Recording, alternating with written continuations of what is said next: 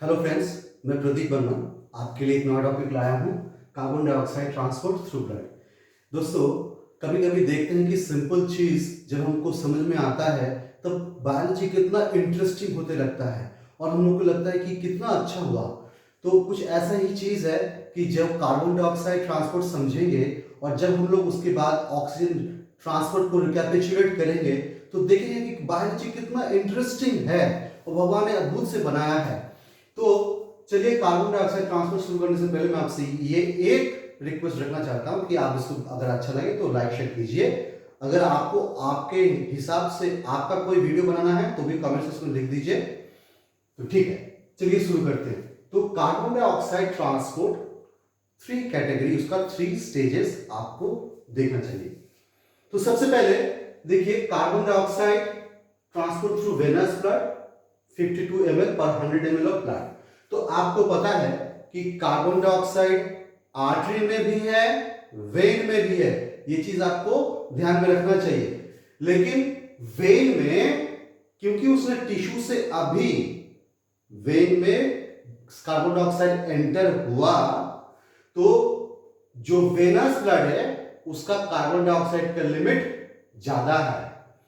वहीं जो arterial blood है उसमें कार्बन डाइऑक्साइड कम है। आप देखिए, आर्टरियल ब्लड में है 42 ml पर 100 ml of blood. All the values are given there in volume. So अब देखिए, कार्बन डाइऑक्साइड एंट्री का थ्री स्टेज है। सॉरी, कार्बन डाइऑक्साइड ट्रांसपोर्ट का थ्री स्टेज देखिए।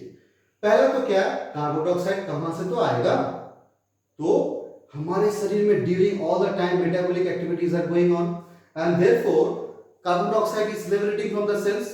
तो जो कार्बन डाइऑक्साइड फॉर्म हुआ बाय द ऑल टिश्यूज, वो क्या होगा, थ्रू कैपिलरीज ब्लड में एंटर करेगा। ये पहला स्टेज है, the entry of CO2 from the tissue cells to blood. ये पहला स्टेज, इसको बाद में हम लोग एलैबोरेटली देखेंगे। दूसरा है transport of CO2 through venous blood. क्योंकि अब आपको समझ में आ गया है कि वेनस ब्लड में CO2 का अमाउंट ज्यादा है और जो भी स्ट्रैटेजिक बायोलॉजी का सेटअप है वो हमें वेनस ब्लड में ज्यादा दिखेगा। इसलिए हमें जो कार्बन डाइऑक्साइड ट्रांसपोर्ट हम लोग देखेंगे वो देखेंगे कि carbon dioxide transport through venous blood. जो भी ट्रांसपोर्ट आगे के देखेंगे वो वेनस ब्लड के बेसिक है, क्योंकि उसी में कार्बन डाइऑक्साइड ज्यादा है और हमें, क्योंकि वहां पे कार्बन डाइऑक्साइड एंटर करा है, वेन में ही एंटर हुआ है कार्बन डाइऑक्साइड, इसलिए उसी का ट्रांसपोर्ट देखना है। तो ये जो है देखिए, स्टार यहां पे रखा हुआ है, transport of CO2 through venous blood. यही इंपॉर्टेंट है, इसी को हमें डिस्कस करना, इसीलिए इसको स्टार किया हुआ है। ये बड़ा इंपॉर्टेंट है।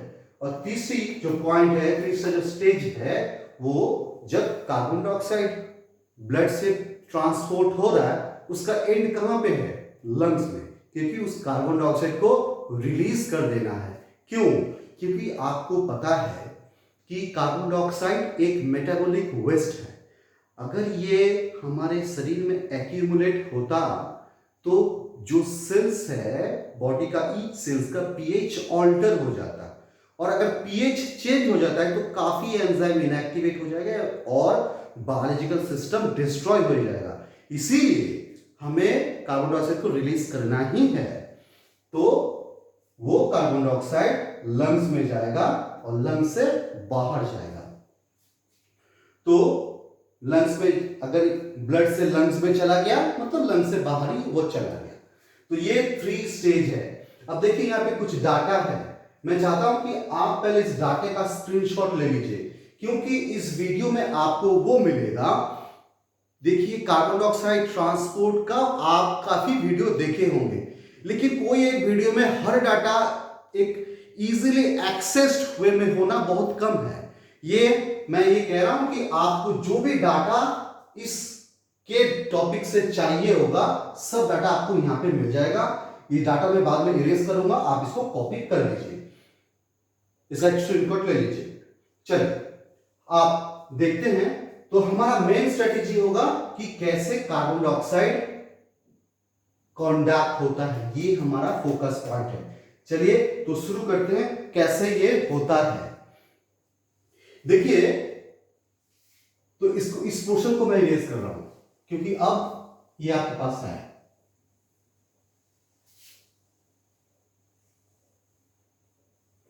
तो देखिए, कार्बन डाइऑक्साइड एंट्री हुआ कहां से? कैपिलरी से। तो कैपिलरी जो टिश्यूज है उसमें एक पार्शियल प्रेशर का डिफरेंस होता है कार्बन डाइऑक्साइड का। तो देखिए, सबसे इंपॉर्टेंट है, लेट ये कैपिलरी है,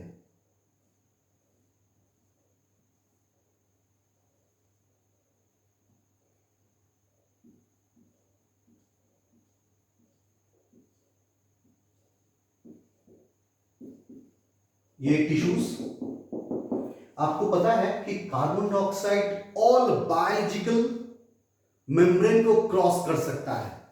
तो यहां पे CO2 फॉर्म हुआ और ये CO2 का जो पार्शियल प्रेशर आया वो अप्रोक्सीमेटली आपका 50 mmHg, millimetre of mercury column. लेकिन ये जो ब्लड है, इस ब्लड में कार्बन डाइऑक्साइड का जो प्रेशर है, पार्शियल प्रेशर है, वो है अप्रोक्सीमेटली 40 mmHg। तो आप देख ही रहे हैं कि टिश्यूज में 50 mmHg is greater than that the amount of partial pressure of the carbon dioxide in blood, that is 40 mmHg.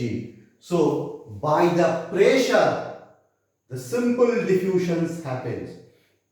अब इसको आपको समझ में आ गया है कि कैसे कार्बन डाइऑक्साइड ब्लड में एंटर हुआ। और ये आर्टरी है और ये वेन है, यहां पे कार्बन डाइऑक्साइड एंट्री हो गया। अभी हम लोग देखेंगे कि कंडक्शंस ऑफ द कार्बन डाइऑक्साइड। चलिए देखते हैं।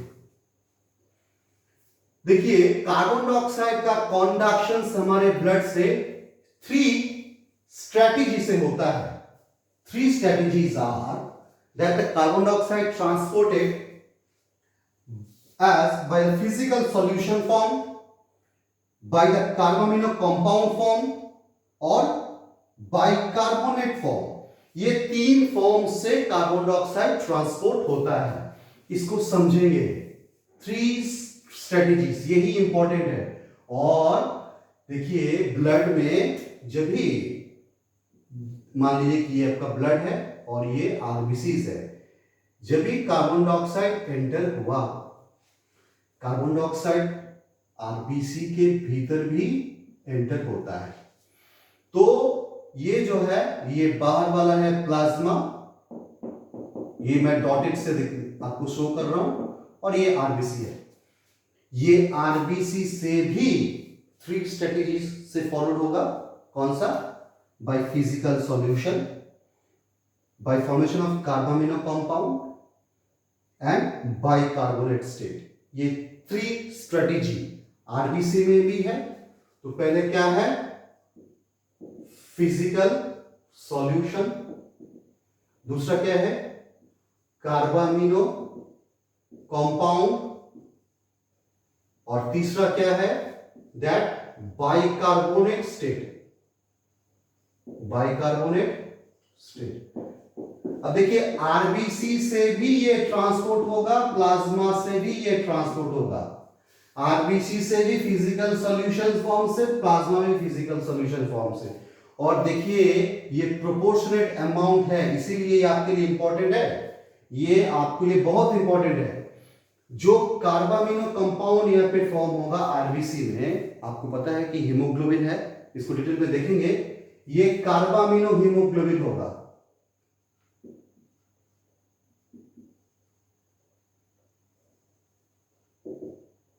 कार्बामिनो हीमोग्लोबिन फॉर्म से ये कॉन्टैक्ट हुआ, क्योंकि हीमोग्लोबिन के साथ कार्बन डाइऑक्साइड अटैच्ड होगा। और क्या है? Bicarbonate state. देखिए, आरबीसी से जो बाइकार्बोनेट स्टेट होता है वो पोटेशियम बाइकार्बोनेट होता है। वेयरएज जब ये प्लाज्मा से देखेंगे, ये जो कार्बामिनो कंपाउंड है, ये ब्लड प्लाज्मा में प्रोटीन है, उसके साथ अटैच होगा और प्लाज्मा प्रोटीन के साथ सिंपल कार्बोमिनो कंपाउंड फॉर्म होके ये ट्रांसपोर्ट होगा। और अगर प्लाज्मा से बाइकार्बोनेट फॉर्म से जाता है तो वो होगा सोडियम बाइकार्बोनेट। तो मैंने आपको बताया कि 3 स्ट्रेटेजीज है, फिजिकल सॉल्यूशन, कार्बोमिनो कंपाउंड, बाइकार्बोनेट। अगर आरबीसी से फिजिकल सॉल्यूशन, प्लाज्मा से फिजिकल सॉल्यूशन जा रहा है और आरबीसी के भीतर जो हीमोग्लोबिन है उसके साथ कार्बन डाइऑक्साइड अटैच करके कार्बोमिनो हीमोग्लोबिन कंपाउंड फॉर्म करके जा रहा है, और प्लाज्मा में, ब्लड प्लाज्मा में भी काफी सारे प्रोटीन्स हैं उसके साथ अटैच होके जा रहा है, और अब बाइकार्बोनेट फॉर्म होके जाता है। जब आरबीसी से जाता है बाइकार्बोनेट फॉर्म होके, तो आरबीसी के भीतर पोटेशियम बाइकार्बोनेट फॉर्मेशन से जाता है, और जब ब्लड प्लाज्मा से फ्लो होता है तो वो सोडियम कार्बोनेट फॉर्मेशन से जाता है। ये सब आप देखिए यहां पे है। तो ये क्या है, फिजिकल सॉल्यूशन है आरबीसीज का, ये प्रोपोर्शनेट है कार्बोमिनो कंपाउंड 2.6 और ये पोटेशियम बाइकार्बोनेट 10.5। वहीं ब्लड प्लाज्मा में जो प्रोपोर्शनेट है वो देखिए 1.8 as a physical solution, 1.1 ml by the carbamino compound and 35.2 as sodium bicarbonate compound। तो अगर आपको नीट का क्वेश्चन आए कि which strategy is the highest and which is the lowest, आपको अगर ये टेबल शीट में बना के दे तो आपको आना चाहिए। अभी इसको थोड़ा सा देखिए कि जब कार्बन डाइऑक्साइड प्लाज्मा में एंटर होता है तो उसका एक अच्छा सा, आपको पता है कि ऑक्सीजन से कार्बन डाइऑक्साइड का करीब करीब 500 टाइम्स ज्यादा सॉल्युबिलिटी है। तो अब देखें कि कार्बन डाइऑक्साइड ट्रांसपोर्ट हो रहा है, तो ब्लड के भीतर जब भी कार्बन डाइऑक्साइड एंट्री हुआ वो क्या बन गया आपका H2CO3। ये एक फिजिकल सॉल्यूशन फॉर्मेशन है, फिजिकल सॉल्यूशन, और इससे वो आराम से जाएगा। तो आपको ये समझ में आ गया होगा क्योंकि बाकी मान जो डाटाज है आपके पास है, ब्लड प्लाज्मा में भी है और कार्बन आरबीसीज में भी है। जब भी वो ब्लड प्लाज्मा में एंट्री होता है कार्बन डाइऑक्साइड, तभी वो आपका ये आरबीसी मेम्ब्रेन, क्योंकि आपको पता है कि कार्बन डाइऑक्साइड और बायोलॉजिकल मेम्ब्रेन्स को पास कर सकता है, तो वो इधर चला जाएगा और आरबीसी के भीतर वो पहुंच जाएगा और इसके भीतर की जो पानी है उसके साथ वो डिसॉल्व कर जाएगा। और दूसरा है कार्बामिनो कंपाउंड। तो स्ट्रेटेजी ए आप समझ गए, स्ट्रेटेजी बी आप देखते हैं, कार्बामिनो कंपाउंड। अब देखिए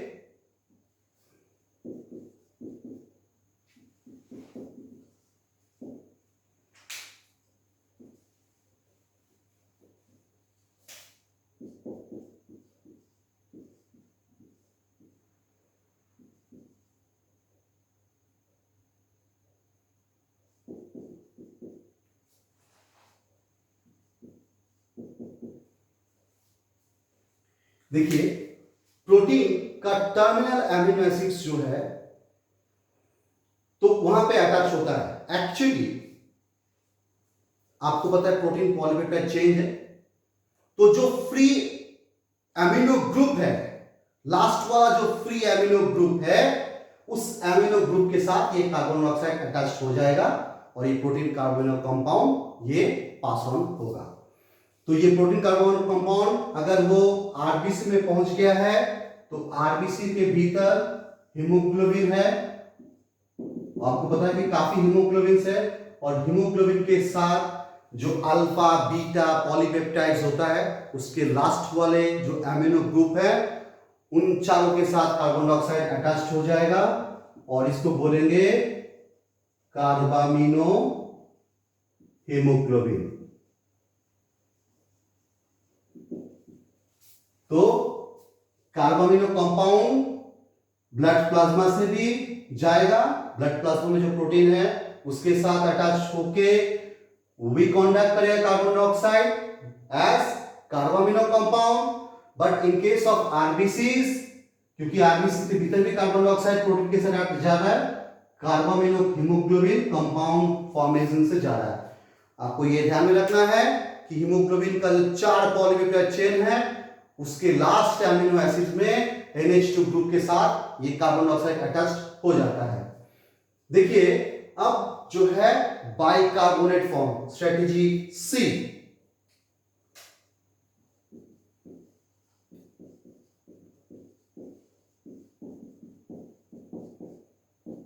आपको पता है this one is the rapid,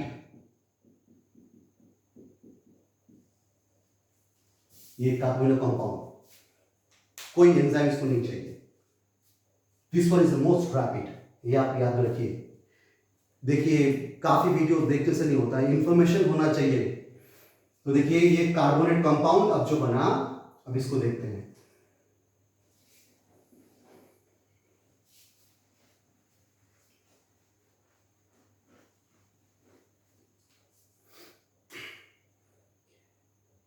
जब आरबीसीज के भीतर CO2 एंटर होता है, आरबीसीज के भीतर एक स्पेसिफिक एंजाइम है, दैट इज कार्बोनिक एनहाइड्रेज। आपको पता है Ca, और ये आरबीसीज के भीतर ही होता है, प्लाज्मा में नहीं होता है। ये आपको काफी जगह नहीं दिखेगा। कार्बोनिक एनहाइड्रेज ब्लड प्लाज्मा में नहीं है, वो आरबीसी के भीतर है। तो वो क्या हुआ, H2O प्लस CO2 क्या बना, H2CO3, ये कार्बोनिक एसिड बना। अब ये H2CO3 डिसएसोसिएट्स होगा H plus plus HCO3 minus. देखिए यहां पे एक हैलोजेंस इफेक्ट्स है। आपको पता है कि जितना लेस ऑक्सीजन डीऑक्सी हीमोग्लोबिन का अमाउंट,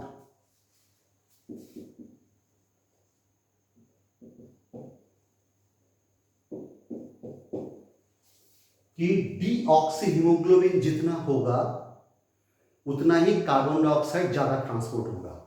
क्यों, देखिए अगर ये H2CO3 डिसएसोसिएट्स हुआ H प्लस HCO3 माइनस में, तो जो डीऑक्सी हीमोग्लोबिन है, मतलब ऑक्सीजन अभी अटैच्ड नहीं है, वो लेस एसिडिक है। इसीलिए उस हीमोग्लोबिन का टेंडेंसी है कि प्रोटॉन एक्सेप्टर, मतलब वो H प्लस को एक्सेप्ट करेगा। तो ये क्या बनेगा, तो जो H प्लस बना वो हीमोग्लोबिन के साथ अटैच हो रहा है, तो क्या बन रहा है, और इसीलिए HCO3 अवेलेबल हो रहा है ज्यादा। अब ये कंसेंट्रेशन तो यहाँ पे ज्यादा हो रहा है क्योंकि कार्बोनिक एनहाइड्रेज सिर्फ आरबीसी के भीतर ही है, इसीलिए some amount of bicarbonate HCO3 will be released out from RBC to the plasma, from RBC to plasma। क्या आएगा आपका HCO3 minus, that is a bicarbonate. क्योंकि बाइकार्बोनेट बन तो रहा है क्योंकि आपके आरबीसी में, क्यों आरबीसी में बन रहा है, क्योंकि कार्बोनिक एनहाइड्रेज एंजाइम आपके आरबीसी में है। तो ये जो HCO3 हुआ ये बाहर आता है। यहां पे एक और चीज है, आप जरूर सुने होंगे, क्लोराइड शिफ्ट। देखिए एक वीडियो में एक ही साथ सबको समझ लेने से थोड़ा सा कभी होता है कि हौच-पौच हो जाता है, इसीलिए क्लोराइड शिफ्ट मैंने अपने अलग एक वीडियो में बनाया हुआ है, आप क्लोराइड शिफ्ट वाला वीडियो देख लीजिएगा। सिर्फ क्लोराइड शिफ्ट आप ये जान लीजिए, क्लोराइड शिफ्ट ये है कि जब ब्लड के भीतर कार्बन डाइऑक्साइड एंट्री होता है तो क्या हुआ, कार्बन डाइऑक्साइड आरबीसी के भीतर आ गया। कार्बन डाइऑक्साइड जैसे आरबीसी के भीतर आया, आरबीसी के भीतर क्या हुआ, H2CO3 फॉर्म हुआ, और वो H2CO3 H प्लस और HCO3 माइनस में फॉर्म हुआ। क्योंकि HCO3 अब ज्यादा बन रहा है, इक्विलिब्रियम को मेंटेन करना है, ये डिफ्यूज्ड आउट हो रहा है HCO3, तो ये नेगेटिवली चार्ज है ना, तो नेगेटिवली चार्ज आयन बाहर आ गया, तो ये ब्लड प्लाज्मा है। तो उसको तो न्यूट्रिकली मेंटेन रहना है, इलेक्ट्रिकली न्यूट्रल रहना है। तो इलेक्ट्रिकली न्यूट्रल रहने के लिए ये जो क्लोरीन माइनस आयन है ये भीतर चला जाता है। तो कब होता है ये? जब कैपिलरीज में कार्बन डाइऑक्साइड एंटर हुआ, that means in tissue capillaries में जब कार्बन डाइऑक्साइड एंटर हुआ, तब जो क्लोरीन है Cl माइनस है वो आरबीसी के भीतर चला जाता है। क्यों? क्योंकि कार्बन डाइऑक्साइड आरबीसी के भीतर बहुत बाइकार्बोनेट फॉर्म किया है, बाइकार्बोनेट डिफ्यूज्ड आउट हो रहा है। तो फिर इस आरबीसी को इलेक्ट्रिकली न्यूट्रल बनाने के लिए, क्योंकि यहां से बहुत नेगेटिव आयन बाहर आ रहा है, आरबीसी से बहुत नेगेटिव आयन बाहर आ रहा है, negative ion Cl minus will move inside the RBCs to make the RBCs electrically neutral. ये कब हुआ? टिश्यू कैपिलरी में। लेकिन जब ये लंग्स में जाएगा, जब ये लंग्स में जाएगा तो इसका उल्टा फंक्शन होगा। वो क्या होगा? जब ये लंग्स में जाएगा तो आरबीसी से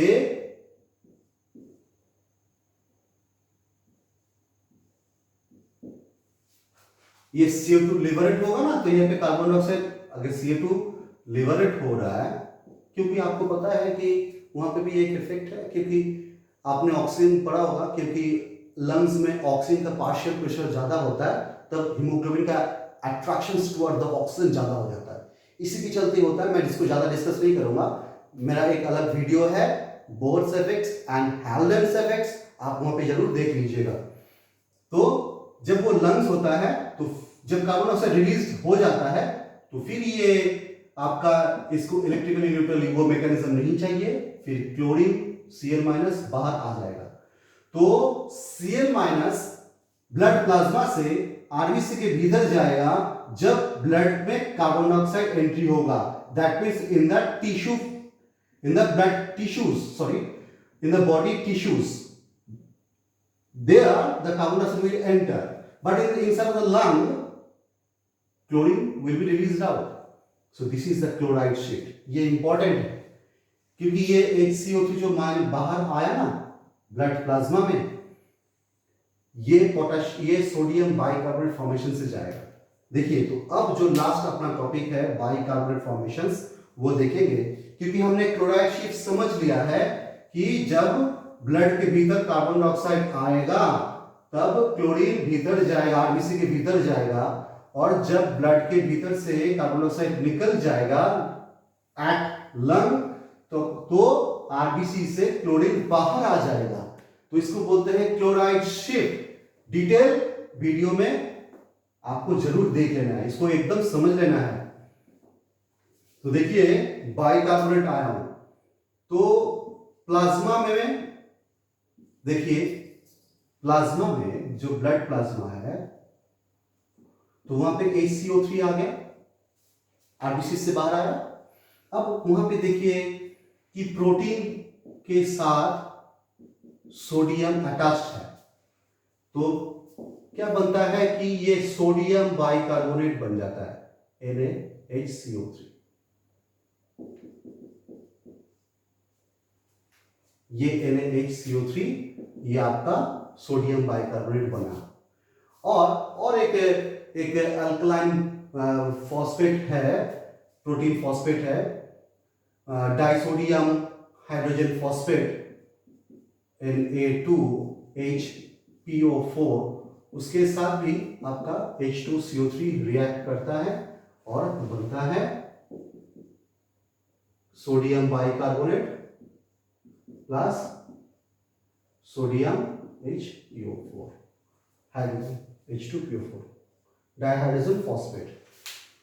मतलब ये कोई क्वेश्चन आपको अगर याद भी नहीं रहे, लेकिन आपको ये जरूर याद में रहेगा कि ब्लड प्लाज्मा में जब कार्बन डाइऑक्साइड ट्रांसपोर्ट होता है वो सोडियम बाइकार्बोनेट रूप से ट्रांसपोर्ट होता है। उसका अमाउंट कितना होगा? तो बाइकार्बोनेट टेबल में आ जाइए, ब्लड प्लाज्मा आ जाइए, 35.2 ml per 100 ml of venous blood will contain 35.2 ml sodium bicarbonate. तो ये सबसे लार्जेस्ट अमाउंट में कार्बन डाइऑक्साइड ट्रांसपोर्ट हो रहा है। अब आ जाइए आरबीसीज में, सेल के भीतर क्या होता है, क्योंकि आपको पता है कि 3 स्ट्रेटेजीज जैसे आरबीसी में है वैसे ही प्लाज्मा में, दोनों में सेम है, सिर्फ अमाउंट का अंतर है, थोड़ा सा नेचर का ऑल्टर है।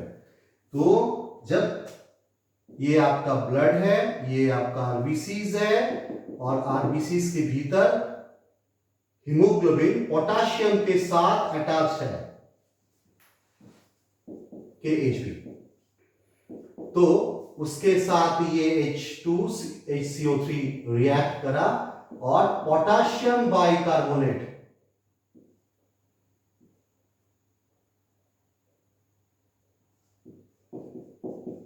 प्लस HB HHB, इसको हीमोग्लोबिनिक एसिड बोलते हैं।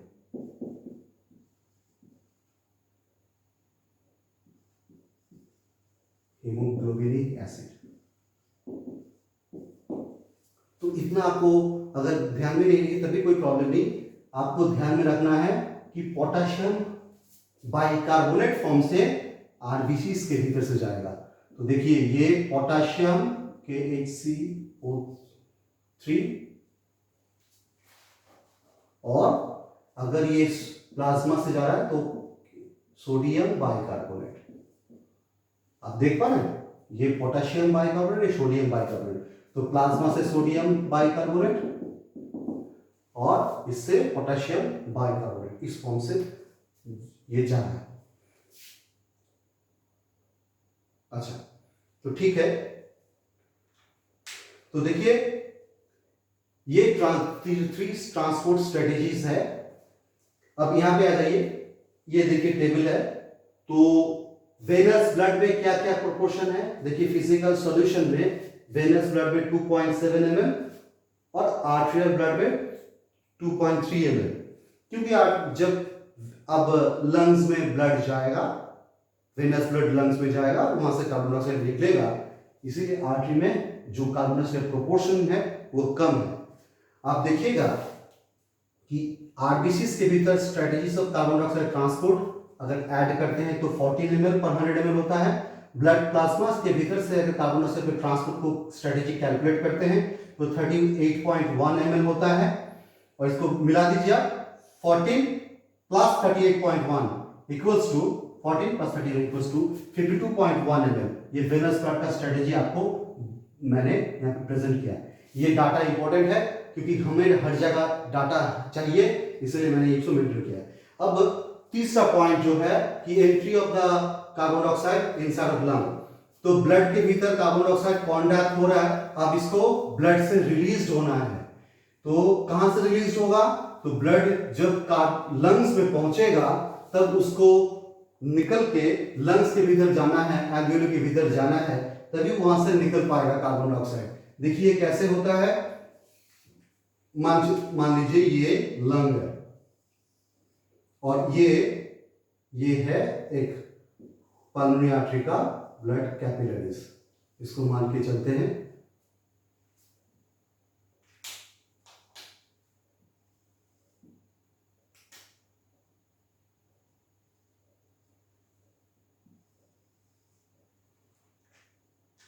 देखिए ये जो पल्मोनरी आर्टरी है इसके भीतर कार्बन डाइऑक्साइड का पार्शियल प्रेशर है 46 mmHg, लेकिन जो एल्वियोली है इसके भीतर कार्बन डाइऑक्साइड का पार्शियल प्रेशर है PCO2 इक्वल्स टू 40 mmHg।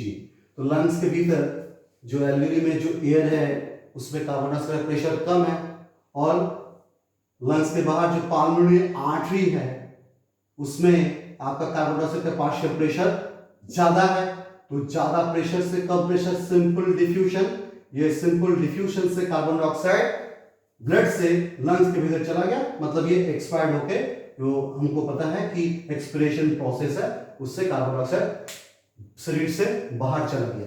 तो अब ये क्या हो गया, तो ये पल्मोनरी जो वेन है इसमें कार्बन डाइऑक्साइड का अमाउंट कम गया, मतलब नॉर्मल आर्टरी में कार्बन डाइऑक्साइड की मात्रा कम हो गया, और आर्टरी का मात्रा भी दिया हुआ है अगर आपको नीट में लग जाए तो आप यहाँ पे देख सकते हैं।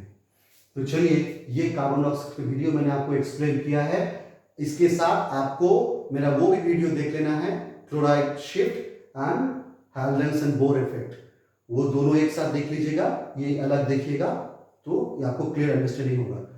मैं आपको एक रिक्वेस्ट रखना चाहता हूँ कि अगर आपको कोई भी ये समझ में आए तो आप इसको लाइक शेयर कीजिए, कमेंट सेक्शन में आपका कमेंट्स दीजिए, उसी से मुझे मोटिवेशन मिलता है।